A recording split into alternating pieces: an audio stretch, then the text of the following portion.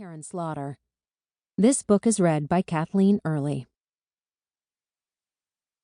June 8th, 2004.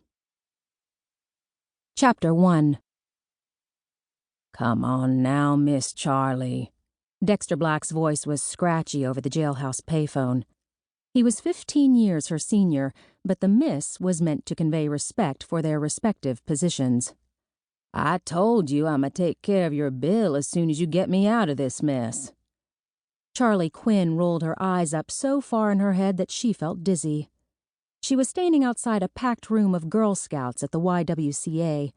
She should not have taken the call, but there were few worse things than being surrounded by a gaggle of teenage girls.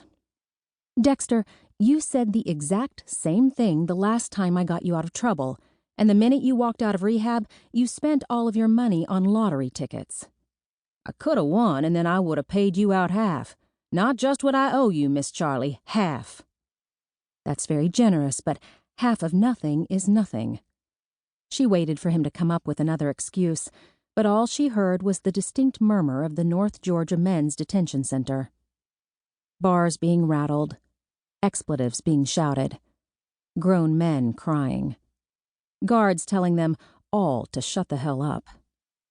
She said, "I'm not wasting my anytime cell phone minutes on your silence." "I got something," Dexter said.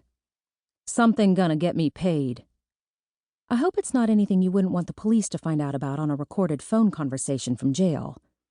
Charlie wiped sweat from her forehead. The hallway was like an oven.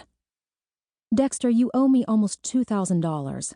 I can't be your lawyer for free. I've got a mortgage and school loans, and I'd like to be able to eat at a nice restaurant occasionally without worrying my credit card will be declined." "Miss Charlie," Dexter repeated. "I see what you were doing there, reminding me about the phone being recorded, but what I'm saying is that I got something might be worth some money to the police. You should get a good lawyer to represent you in the negotiations because it's not going to be me." Wait, don't hang up," Dexter pleaded. "I'm just remembering what you told me all them years ago when we first started. You remember that?" Charlie's eye roll was not as pronounced this time. Dexter had been her first client when she'd set up shop straight out of law school. He said, "You told me that you passed up them big jobs in the city 'cause you wanted to help people." He paused for effect. "Don't you still want to help people, Miss Charlie?" She mumbled a few curses that the phone monitors at the jail would appreciate. "Carter Grail," she said, offering him the name of another lawyer. "That old drunk."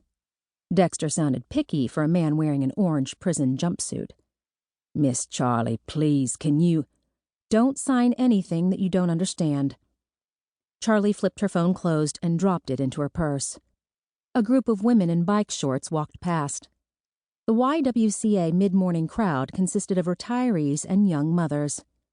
She could hear a distant thump, thump, thump of heavy bass from an exercise class. The air smelled of chlorine from the indoor pool. Thunks from the tennis courts penetrated the double-paned windows.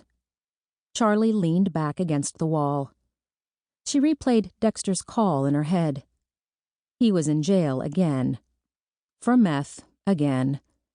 He was probably thinking he could snitch on a fellow meth head or a dealer and make the charges go away.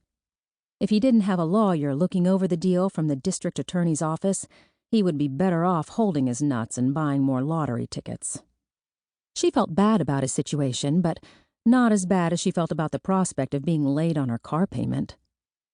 The door to the rec room opened. Belinda Foster looked panicked.